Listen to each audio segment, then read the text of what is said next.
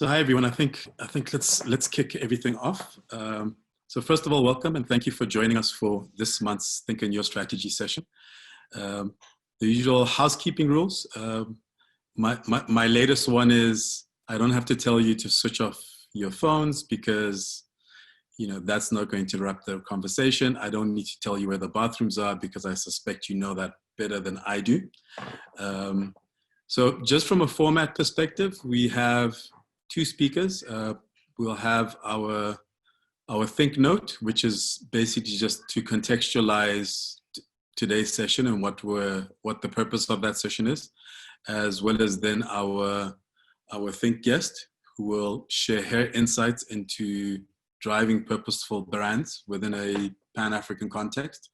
And then following that, we'll have a Q&A. We'll have about a 15-minute Q&A. So if you have any questions, please do put those questions in the Q&A facility that Zoom has. And what I'll do is I will keep track of those questions and make sure that I get answers for whatever questions you may have during the Q&A. Oh, by the way, my name is Kojo. I am fortunate enough to be the host for the Thinkerneur Strategy Sessions. And just to kind of kick off, diversity has been a catchphrase once again with the spotlight that, for example, Black Lives Matter has put on not just race relations in America, but I think the impact and the lasting impact or the continued impact of colonialism and privilege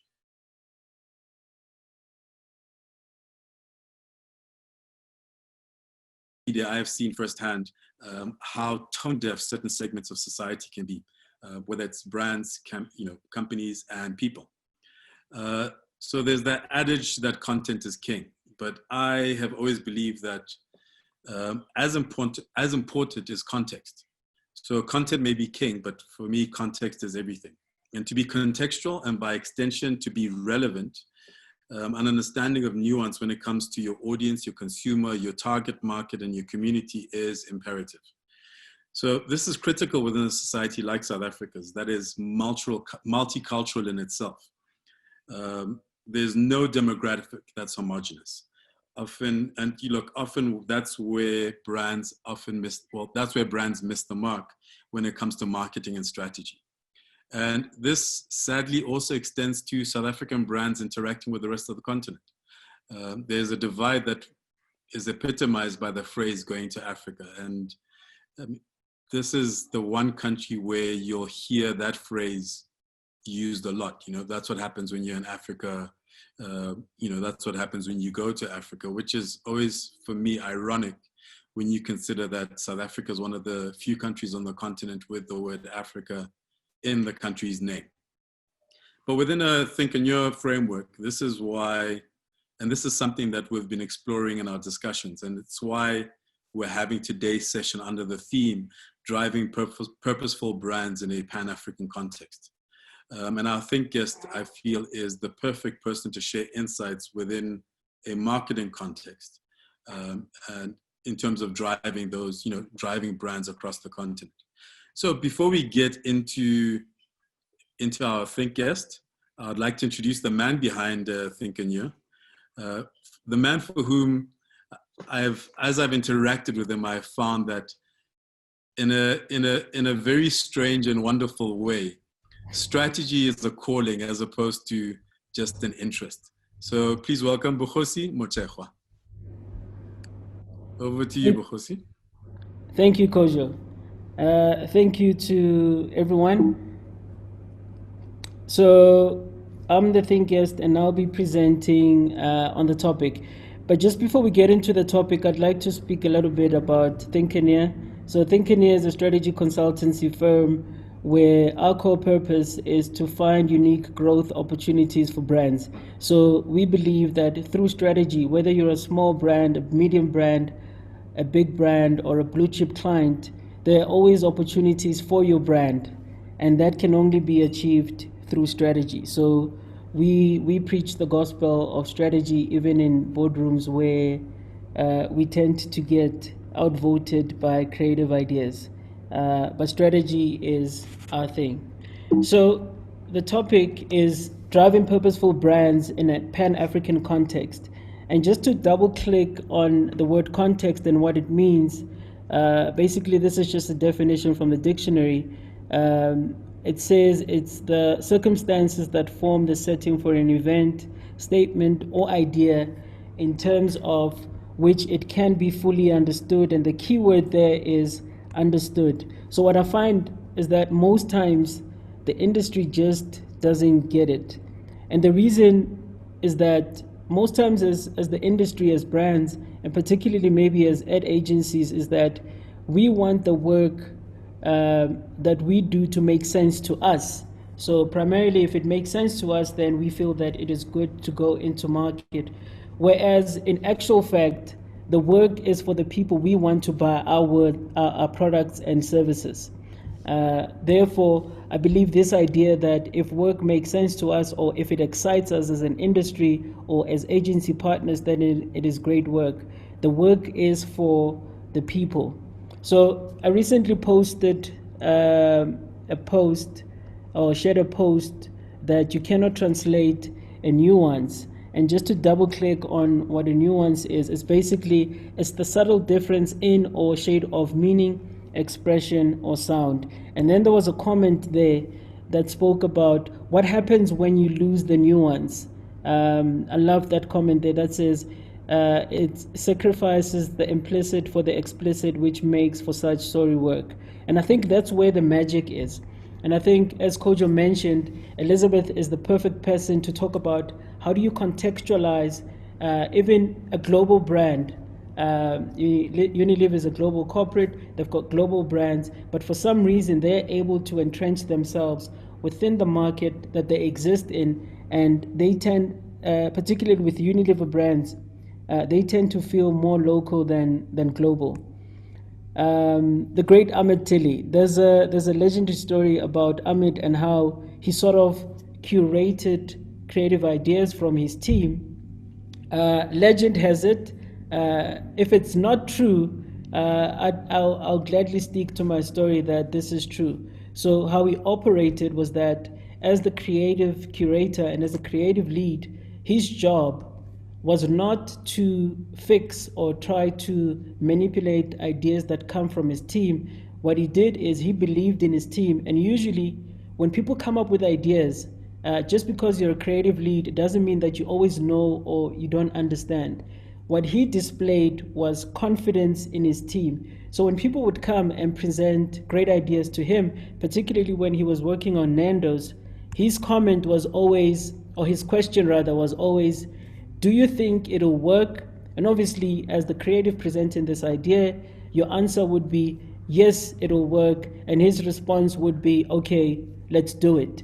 And if you look at the kind of work that Nando's did probably 4 or 5 years ago, that work came from his creative team presenting insights and nuances that are only relevant to the target audience. And all he did was just approve that thinking, which I think is great, is a mark of great leadership. So purpose is not lip service, it is everything that you do. So you have to say what you mean, and you have to mean what you do. So in the wake of the Black Lives Matter, what we did as a team and as a company is we sort of looked at what was happening, what brands were doing, and what the responses were from different pockets of communities, stakeholders within this realm of and conversations around Black Lives Matter.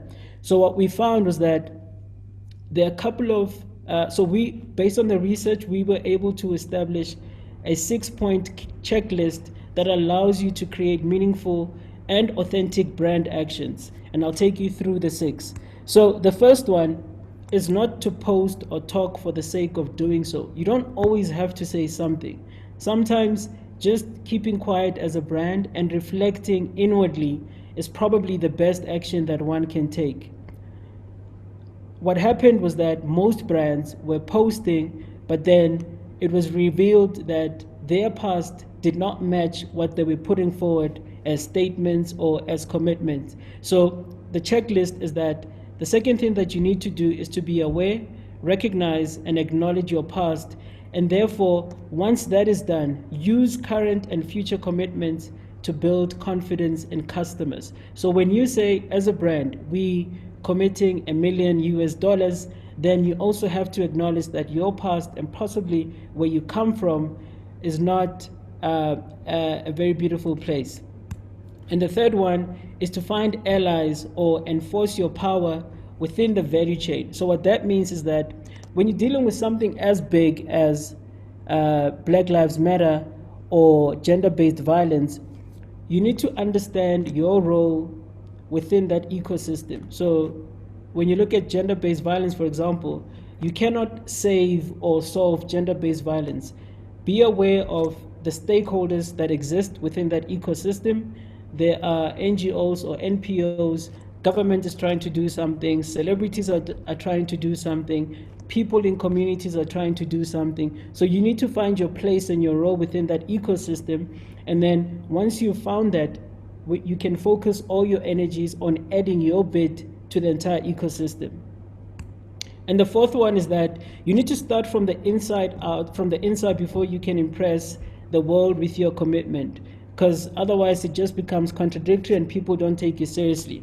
So if you're saying as a brand, this is what we're gonna say, it bodes well for our PR and brand, but internally your staff, your employees, everybody involved feels the opposite, which is what's currently happening with Nike. So Nike is known as a brand that's aware, that's conscious, that's woke, but the people inside Nike, the staff, even people who are at executive levels and management, they're coming out and saying, but wait, why are you saying that externally and internally the picture is opposite?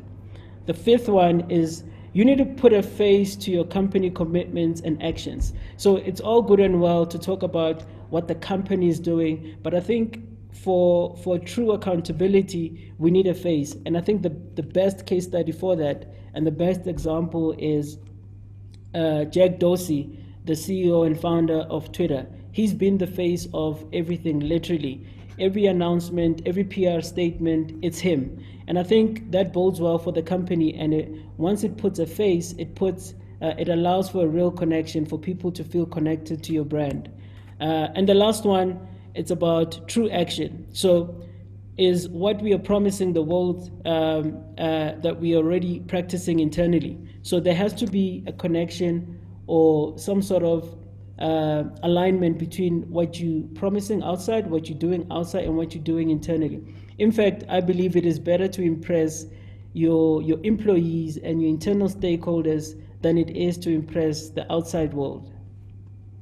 This gentleman, Mark Ritson, I think he's one of my favorite people in our industry. He talks a lot, and I think the reason I like him is that not a lot of people like him, and I like people who are not liked, because I think there's something of value in there, where people are not following or just jumping on the bandwagon. So he speaks about true purpose requires authenticity and an ethical spirit. So Cadbury was talking about, what they're doing, what they're aware of, how they're conscious as a brand, only to find out that in terms of their business practice, all they do, they try to find ways to avoid tax. And we know that tax is very critical to our economy, and it helps civil society. So how is it as a brand that you present yourself as a brand that cares about people, the environment, but behind closed doors you're avoiding to pay tax? And there's another article he wrote about Starbucks, and he says Starbucks' mission is to inspire and nurture the human spirit, one person, one cup, and one neighborhood at a time, which contradicts its inability to align its tax responsibility as well, which I think is a great point that he makes. And the headline there says, a true brand purpose doesn't boost profit, it sacrifices it. But then we had a discussion about being purposeful shouldn't sacrifice the bottom line, because it is about the three bottom line, which is profit, people, and the planet. So when we talk about purposeful brands within any context, I think when you look at the world, maybe probably some people would argue about India, but I think Africa is one of those brands or places that deserves and needs purpose-driven work that the to help society. So if there's any context or geographical place that requires or needs purposeful work, it is definitely the African continent. And I personally believe that brands have the ability and the power to play a much bigger role than just a transactional relationship between its people, the environment. And without further ado, I think the best person today to speak on doing purpose-driven work within the African context is Liz, and I'll hand over to Kojo to introduce Liz to present her take.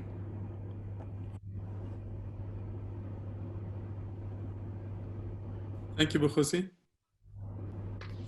Yeah, so that's Bogosi Motshegwa, the man behind Thinkerneur. And to just give a bit more context in terms of what Thinkerneur sessions are about. I'm just going to ask Bogosi to switch off his video and audio. So our Think guest today is very simply a Pan-African brand builder in the true sense of the word. Born in Limpopo, raised in Alexandra, she has worked on growing brands across the continent in countries like South Africa, Nigeria, Ghana, Kenya, Ethiopia, and Ivory Coast. Previously at Procter & Gamble, she is currently a home care marketing director for Unilever South Africa. She is Elizabeth Mokwena. I hand over to Elizabeth. And I was expecting a round of applause or some music or something like that, Kojo. But thank you so much. Thank you so much. That's always the interesting thing about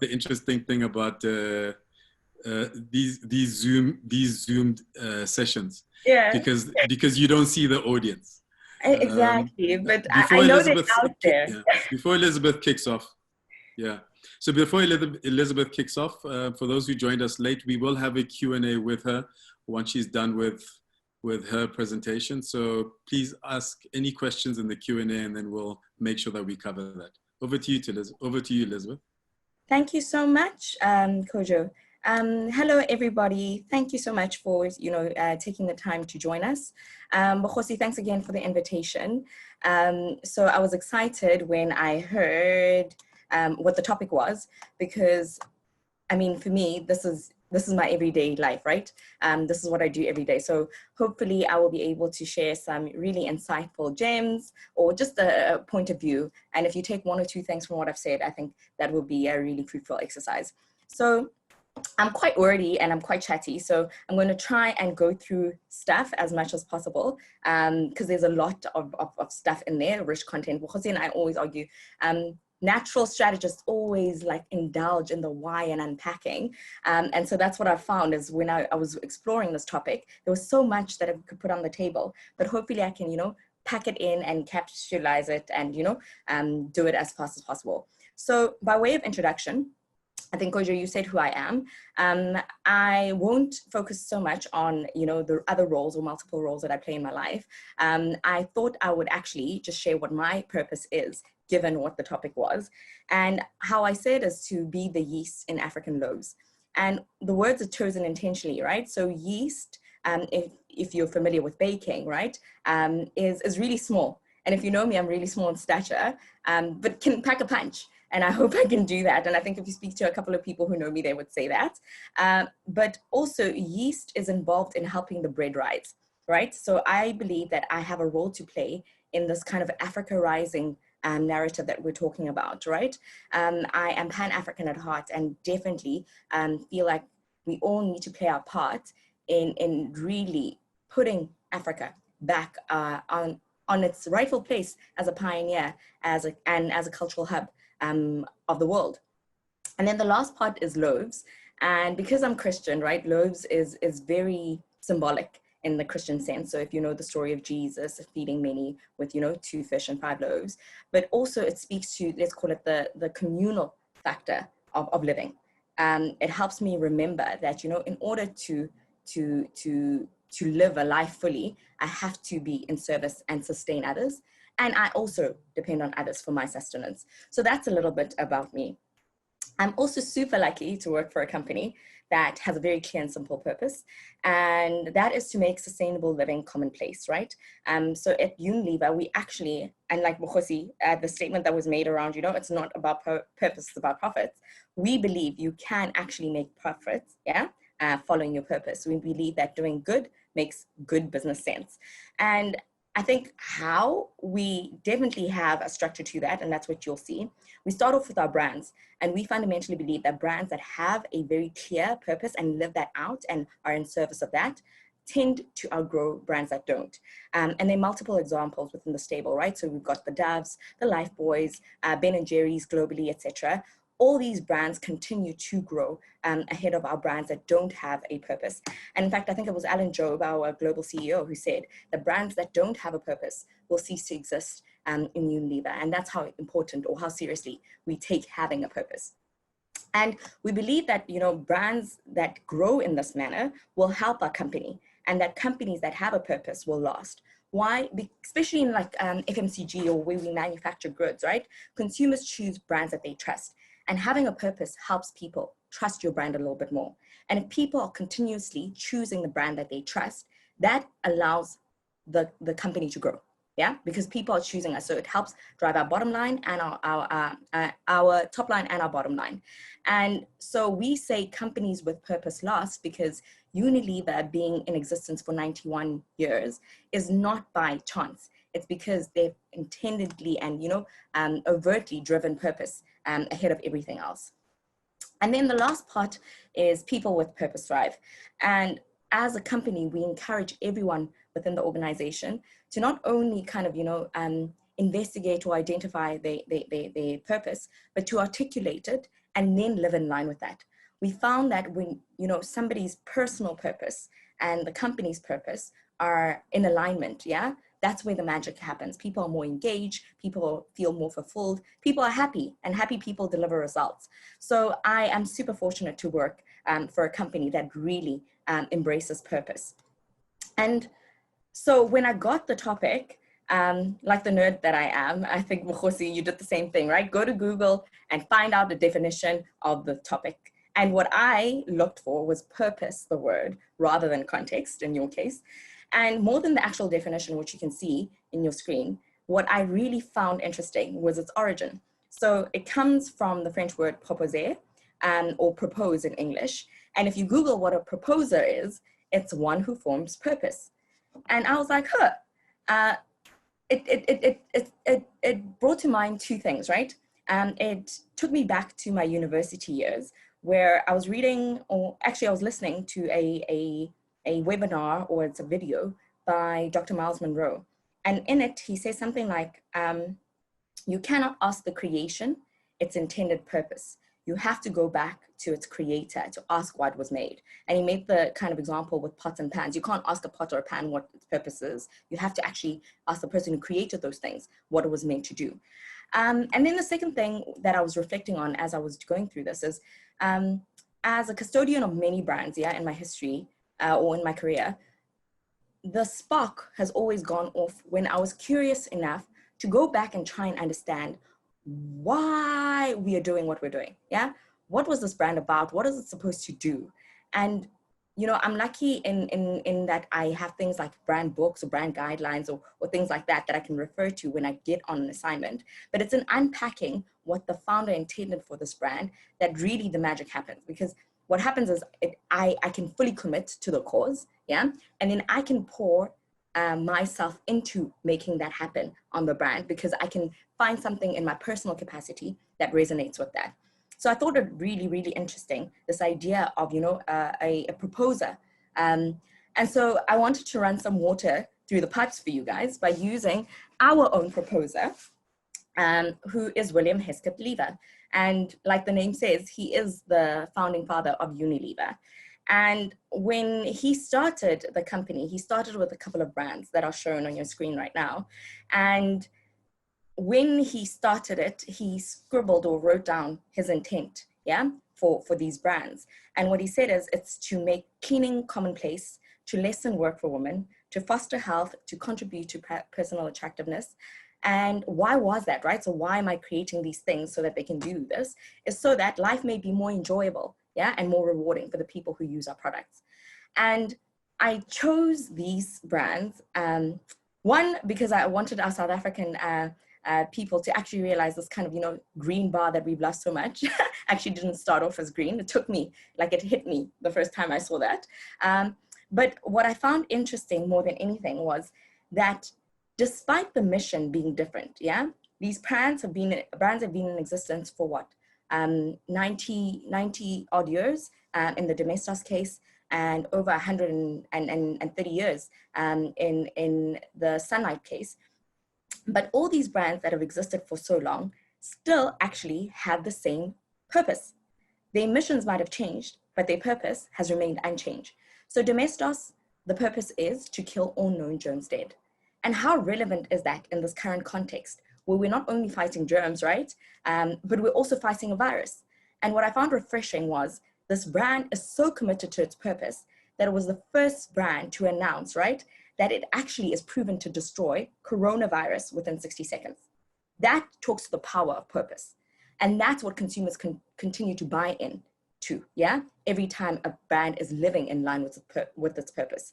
Beyond just the functional purpose of Domestos, right? It does a lot of work in terms of, you know, sanitation programs and reaching like, you know, 20 million people across the world with its sanitation programs. But so you're not just talking about your purpose, you actually are doing stuff in line with your purpose. Lifebuoy as well is a brand that said, Lifebuoy saves. That was what the purpose of Lifebuoy was. And how funny is it that in the African context where things like, you know, disinfection wipes or sprays or things like that are not really as developed, you know, they haven't penetrated the markets as much, that in this current African context, bleach and bars are probably the best ammunition that we have against COVID. And so if your purpose is in service of humanity, so the bigger goals of humanity, so love, you know, hygiene, sanitation, safety, education, knowledge, power, whatever it is, it tends to outlast the current mission, yeah? And so if your purpose is just simply about something that is on trend, the brand will probably not last as well as long as you would have intended.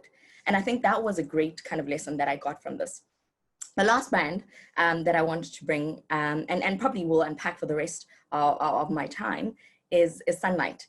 So it's the last, but it's certainly not the least. One of my favorite brands, because it's so iconic. I mean, most people have had some kind of interaction with this brand, whether it's in South Africa or whether it's across the continent, right? So what I'm showing on screen is Sunlight's journey and its history. The top part is in South Africa and the bottom part is in the rest of Africa, as it's called. I think South Africa is the rest of Africa, but that's a topic for another day. But it's huge, 129 years on the continent. It is more than 50% of the home care turnover. It is our biggest home care brand. And it has a 99% penetration level in South Africa, right? Like, how many brands can say that? So it's really something that, or a brand that people love. And what I loved about Sunlight is it was loved because of what it was. And so when I came onto the brand, like I said, the first thing that I wanted to understand was, is Sunlight living in line with its intended purpose? Is it still following the mission, yeah, or the purpose that Lord Lever had set out for it? So what I want to do for everybody is play two pieces of comms that I found very interesting in answering this question. So I'm going to start here because they take quite a bit to load because they're so old. But I'll play two pieces of comms for you that were very interesting for me. Sunlight, just a bar of soap. Yet for over a century, it's been at the heart of every home. Sunlight cleaned quickly, thoroughly, and economically then. It still does today, because it's every bit as pure and mild as the very first Sunlight bar. So, it may be just a bar of soap, but it's Sunlight, and that makes all the difference. Pure, mild Sunlight, at the heart of every home. So that piece of advertising was from 1988. And what I really loved about it is how pioneering the brand was, right? In 1988, you're showing diverse kind of racial, consumer profiles. So there's white, Indian, colored women in it. but it also was pioneering at the time, right? When bars weren't always as generous in terms of lather and quality, etc. Sunlight aspired to be that brand that did that. Why? In order to ease cleaning for the woman that they were trying to target. But 1988 was before I was born. So I try to go back and, you know, progress this journey and see what has the brand been saying since I was born. So I found this piece of comms that was nostalgic the first time I saw it. It brought a big smile to my face. And I hope it'll do the same for some of the people who are on the line in my generation. So let me play it without further ado, and then we talk.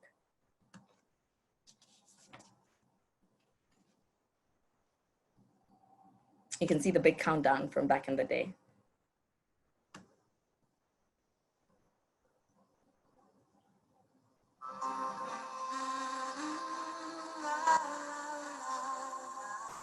There's nothing so pure as sunlight, sunlight and water, pure sunlight and water is all that you need. Everybody loves sunlight, pure sunlight and water is all that you need. Pure, mild sunlight, sir. Yeah, so definitely brings back such fun memories for me. So when I paid these, I was like, okay, so sunlight seems to be living in line with its proposer's intended purpose. It's supposed to be easing the burden of cleaning for women. And from what I know from the brand, it has, right? But something was still sitting very uneasy with me. And sorry, let me go. It was this question around whether sunlight truly was a woman empowerment brand. And the reason why it was sitting uneasy with me is because home care as a category is synonymous with this, you know, the fact that we are stereotyping women and we keep women in the kitchen and, you know, we're always showing dancing, you know, people dancing for everything. And home care is always quoted as an example, and the communication in home care is quoted as an example. So I've worked on 2 of the big, you know, kind of multinational laundry products. So for me, it was still this personal kind of journey that I wanted to understand. So fast forward into the comms, it seems like things were still fine. Where did this go wrong, right? And I stumbled upon this, which was another light bulb moment for me. I'm here to show you new Sunlight 2-in-1 washing powder with an added fabric softener will ensure your washing comes out soft and clean. Soft? Yeah, mama, soft. Hey, only soft and clean. Oh, nice and soft and clean. But will it work on my dirty jerseys? Of course. But what about the rest of my washing? Of course, of course.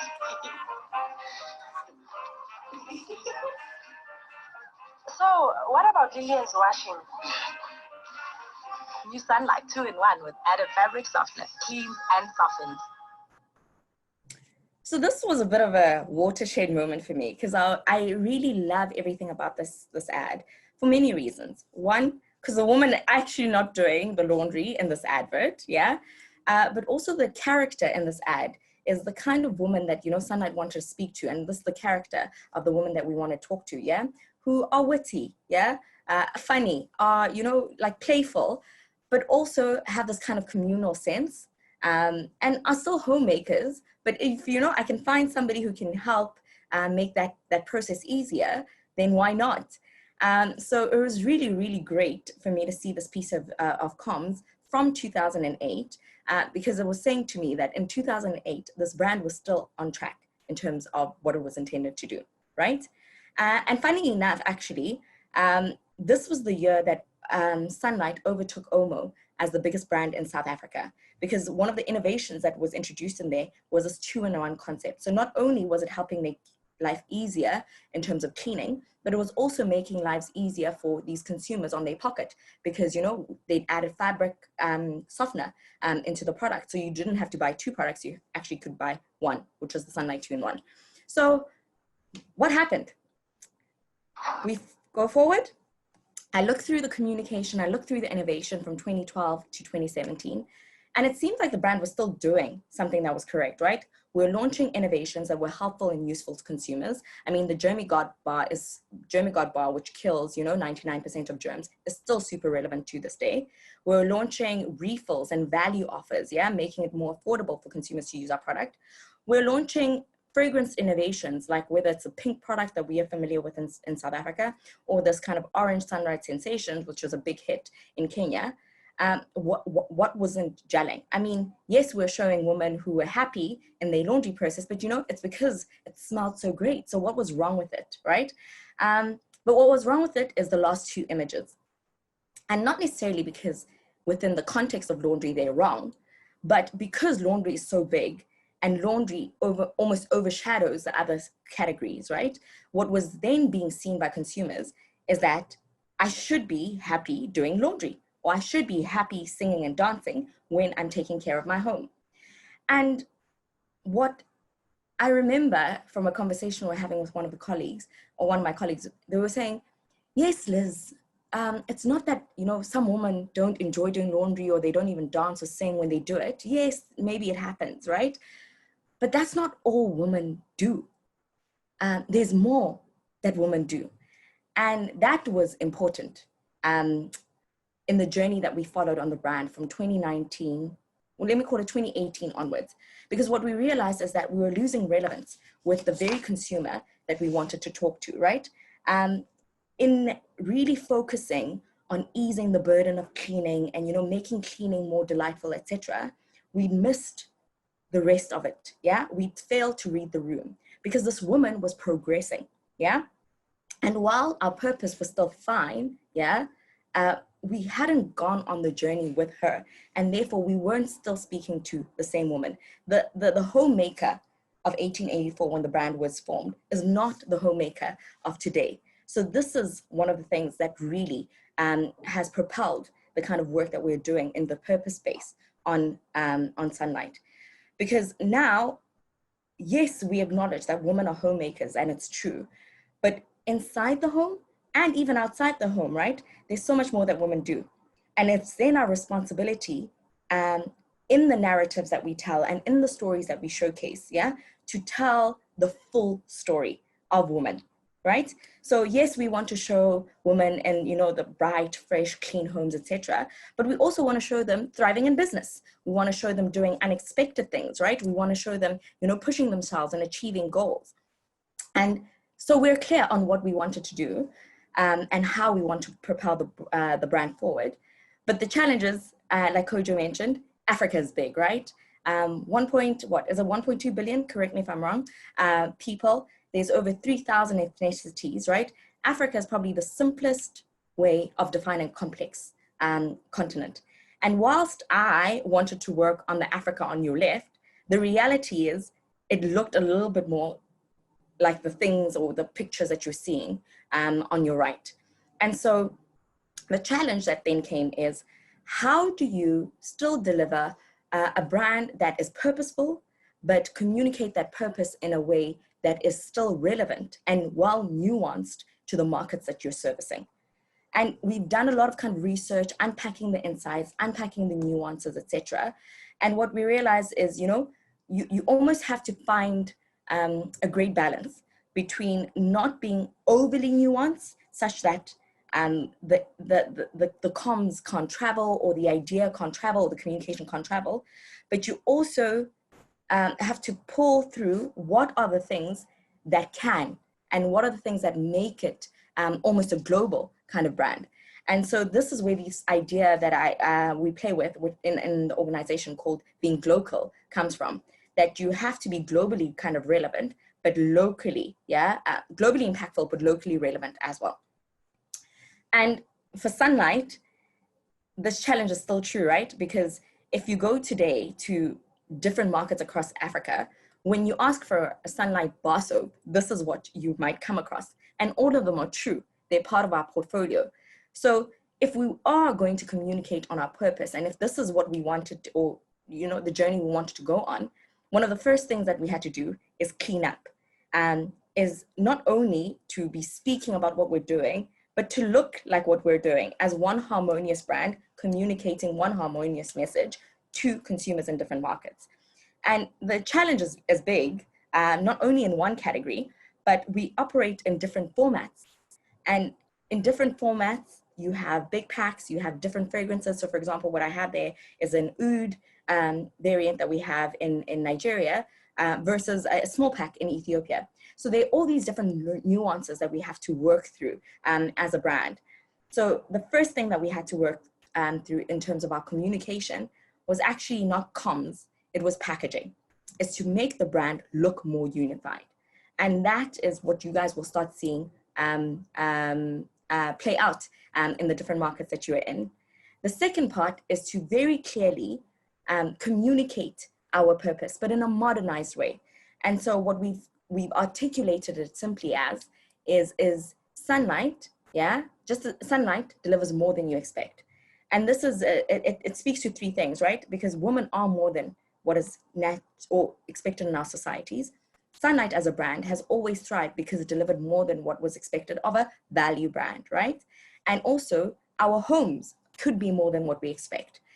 So this is the kind of, journey that we are now on as a brand. How we're going to say that to consumers is what you have to kind of look out for. And yeah, I'm super excited about what we're going to be landing in these markets soon. So, stay tuned. And to summarize, I think this is what I want to say. You need to start with your personal why, because then you can align it to the work that you're doing. On the work, ask the proposer of the brand what its intended purpose is. Seek to be helpful to humanity and being in service of humanity beyond profits, because then you can grow and outlast those brands that don't. What your brand says and what your brand actually does should be in line with its purpose. And marketers should modernize, not revolutionize the brand, right? And think local. So what are these kind of global insights that we can all resonate with, but how do you deliver them in market in a locally meaningful and authentic way? Consistency, consistency, consistency, yeah? The brands have the same purposes, the ones that I've gone through at least, that they've had since their formation. So consistency is really the name of the game. And with that, I'll stop sharing and hand back over to Kojo for any Q&A. Thank you, Liz. That was amazing. We've had some comments. I think everybody now has that sunlight and water song ringing there, and it's going to be a ringtone. It's so good. Going to be there for the rest of the day. I'm gonna ask Bogosi to also join us for the Q&A. Before we jump into the Q&A, there's always a woman kind of behind things directing. We have Gele giving us instructions. And the one thing that I did not do was to highlight the Thinkerneur social media accounts. So we are on Facebook, LinkedIn, Instagram, and Twitter. And it's at Thinkerneur. So that's THINKERNEUR. And the hashtags are also hashtag Thinkerneur, hashtag Strategy Sessions, and hashtag Pan-African Marketing. So the first question I want to delve into, and is directed at you, Liz, but I think also Bogosi, you can add some insights when we get into it deeper. So I mean, the first question was from Yanga around creating responsible consumption and consumer education from Unilever's point of view. So zooming into the consumption, production, as well as education around plastics and its impact on Africa's environment. Yeah. And I think you covered that quite a bit, but also Shrishka had a second question, which is around convincing stakeholders that, having purpose, being purpose-led is profitable and not heavy on the cost implication side. So what I want to do is I want to combine those questions and ask you, from the CEO saying that Unilever brands have to be, and I think it was at Cannes where he talked about, you're only going to have brands that have a purpose. How does that translate into operations? So how do you then translate that from the directive at the highest level to actually implementing it within the different brands? Yeah, I think it's twofold, and maybe I can also unpack, because there's a difference between having a purpose and, let's call it, just doing good, right? Because then you can give donations, you can do corporate CSI, whatever it's called, but that's not necessarily being purposeful as a brand. What the challenge is go back to why your brand exists and what is the benefit that your brand is giving, yeah, to the consumer versus any other brand. That is the purpose, yeah.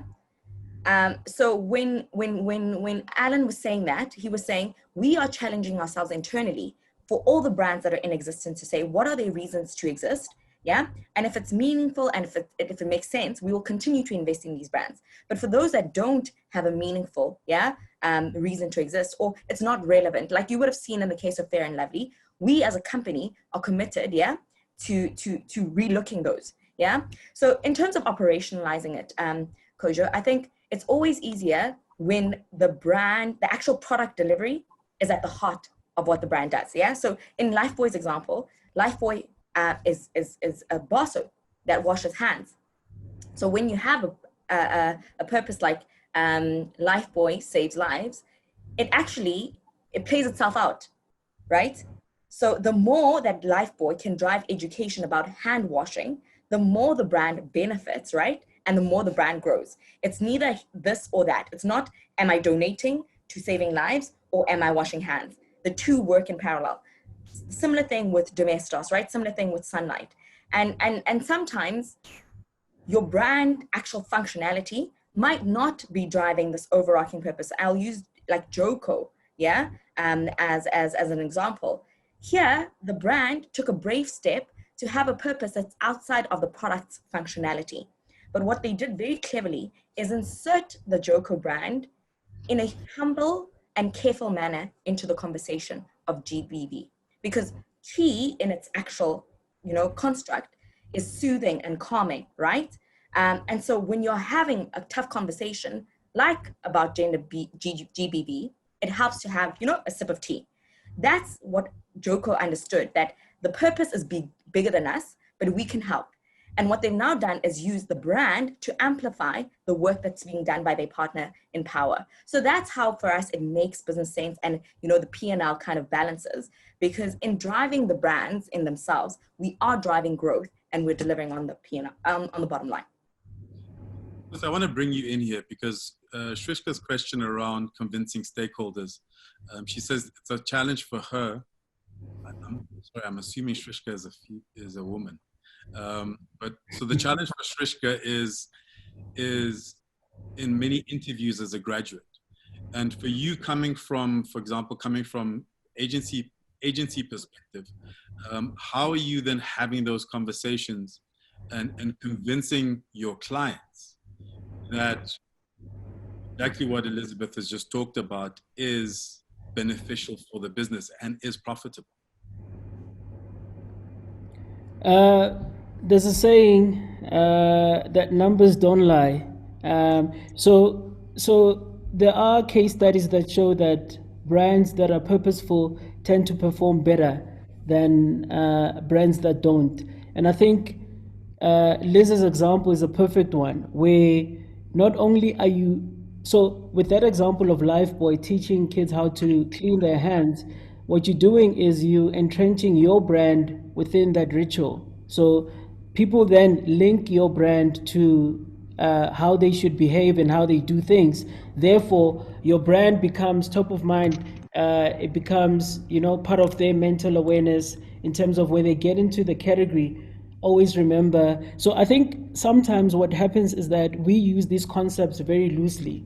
And I think maybe where we sell ourselves short as agencies is that most times we don't back up ideas or conversations with data and numbers. It's just a conversation of it feels good. I think people are gonna love it. But once you start putting numbers behind and actually showing case studies. So there was a study, so I just Googled now, a study by Ernst & Young, where they show that brands that have purposeful brands tend to outperform the market by 42%, and then those that don't perform 40% less than the market. So there is definitely value. It's just how you make the argument. And I think it goes back to the point that we always make about strategy, where you link actions to business performance. So it's not just an airy-fairy conversation about purpose. And I think that's where it gets lost, where it just becomes about feelings or,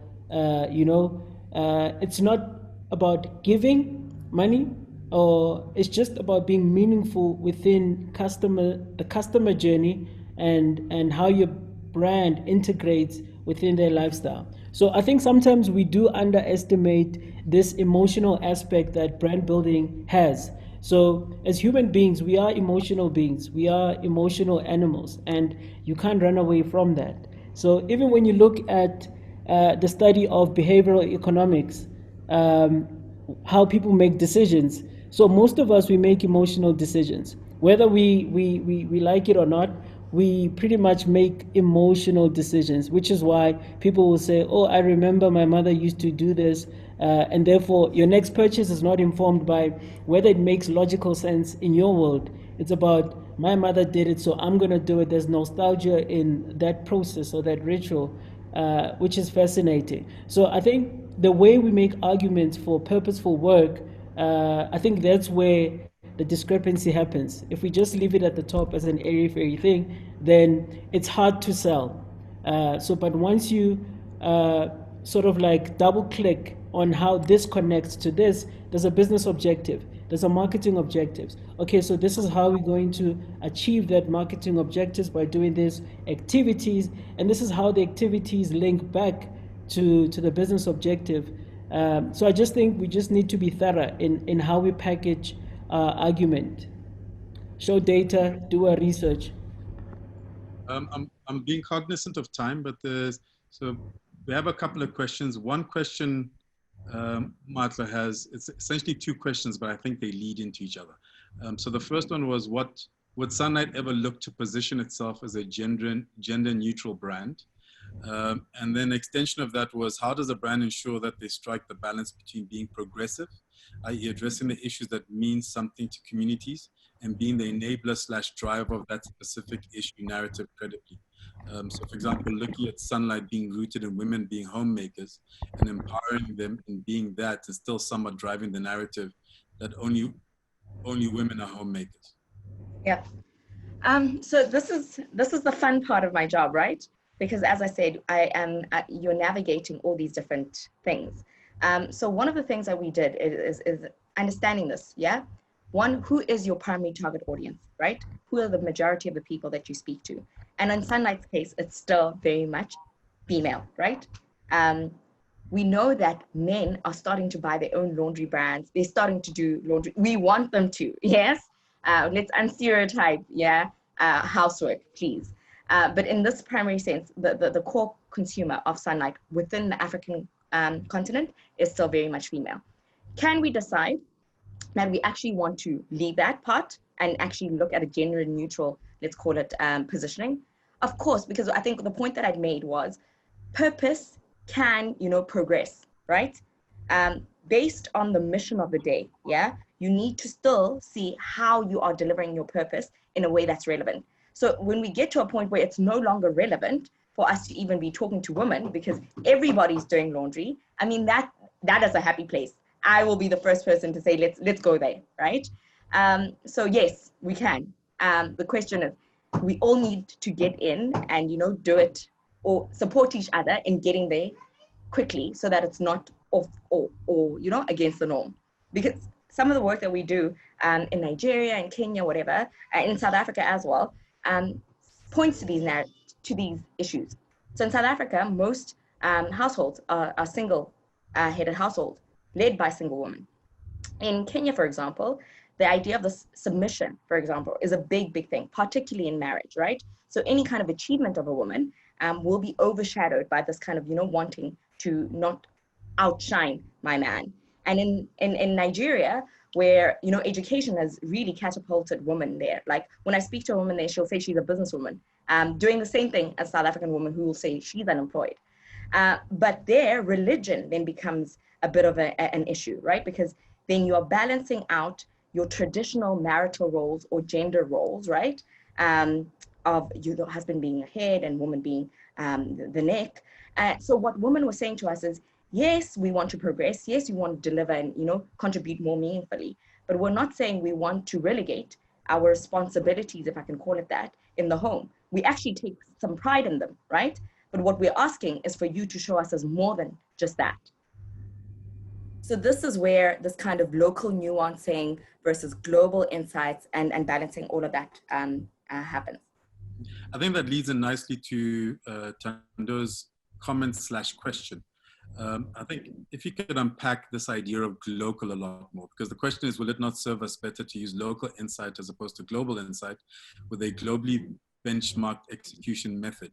This speaks to the pressure we often get as local players in the comms space, where we are often told to force fit global insights to local markets. And I think that's what you've answered to a certain extent. But if you can just unpack what local means. So, I mean, I work, as I said, on a brand that is actually global founded. Yeah. So it was founded in the UK by Unilever. It came to South Africa as one of the first kind of markets it expanded into. And in fact, Africa is probably one of the last places where the brand exists in its truest nature, to what the founder had intended. So what I mean by global is, it is still a global player. And I want Sunlight to continue to compete at a global level, right? But at the same time, I need to respect the consumers that the brand serves in local markets. So that's what local really means for a brand like that. However, there are brands that are very much local, right? And the insights, they need to be local, and you need to serve those local consumers. Mine is a bit of a, what is called a balancing act, because I need to almost find the insights that can travel enough to make it a Pan-African brand, but the delivery be locally nuanced such that it resonates and is relevant to the consumers in those particular countries. I think this will be our last question from Lerato, what happens if the brand image, how people perceive it, doesn't align with its purpose? And that's the work that I'm on, right? That's the journey, is then the brand has to, first, go back to the blueprint and understand what it was intended to do. Either you agree with that blueprint, or you say, no, actually, we need a new purpose, or whatever it is. In our case, we said, actually, we still hold that blueprint and that purpose as true. Then what you need to do is undo the work that you have done in let's call it stereotyping or making your brand less relevant.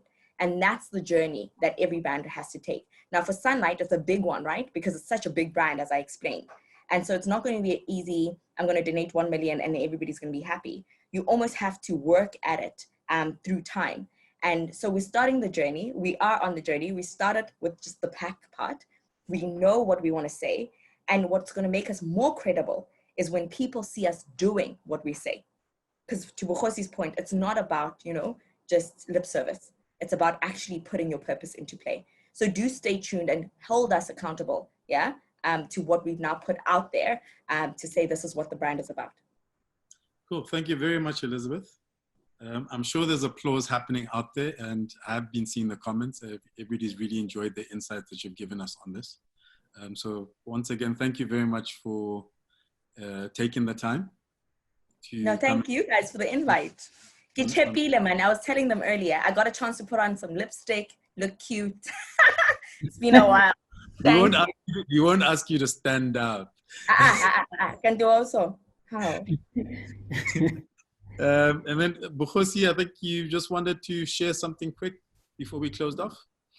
Yes, absolutely. So we just wanted to say thank you we can't thank everybody individually, but we just wanted to say thank you to the guys that tuned in into the presentation, to all the attendees. Country representation, we've got guys from Botswana and majority obviously South Africa. And Ghana. Like, why don't you put our flags there? Sorry, Kojo. Kojo's sorry. Sorry, also to say that we had Ola tuned in from Chicago. Yes. Shout out to the cross-border people. Yes, I suppose we local. Exactly. Some of the brands, guys, that joined, thank you very much. Some of the agencies, which is cool. It's always nice to see agency people joining in platform. And then we've got representation from Vega. I think it's just a shame that it's just Vega I think learning institutions need to do better and join in. Well, this is late, but yeah. I love it. Let local travel. Take it, run. We are local, guys. Right. Cool. Thank you. I'd like to thank all of you for joining us. I have been seeing the comments in the chat, and we are taking note of that. There was also a request for a recorded version sent to everybody's emails. Please rest assured that it is something that we're working on in terms of building the content ecosystem around the Thinkerneur Strategy Sessions and ensuring that there's a continued engagement, not beyond just the sessions that happen more or less once every month. So we are working on all of those things. So once again, I'd like to thank all of you for joining us. I'd like to thank Elizabeth again for sharing her time and her insights, and one of my many bosses, Bogosi, as well as Kele, who lurks in the background. Have yourselves a wonderful, what's today? It's Thursday already. So have yourselves a wonderful weekend. And please do follow us on Thinkerneur, like I said, across all platforms. So Facebook, LinkedIn, Instagram, and Twitter. We will keep up, we'll run updates in terms of when the next session is and who our next Think guest is.